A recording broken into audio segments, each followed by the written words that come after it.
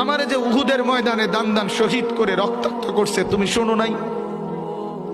আমি যে 14 দিন পেটে ক্ষুধার তাড়নায় পাথর বাঁধছিলাম উম্মত, তোমার মনে নাই? একবারও শুনো নাই আমার ক্ষুধার কষ্ট, আমার পিঠের ব্যথা, আমার দাঁতের ব্যথা, আমার কাঁধে 2টা কড়া ঢুকে গেছে উম্মত। আমার ঘরে 3 মাস আল্লাহর নবীর স্ত্রী আয়েশা বলছে, আল্লাহর কসম উম্মত, নবীর স্ত্রী বলছে এক ফোঁটা চুলায় আগুন জ্বলে নাই।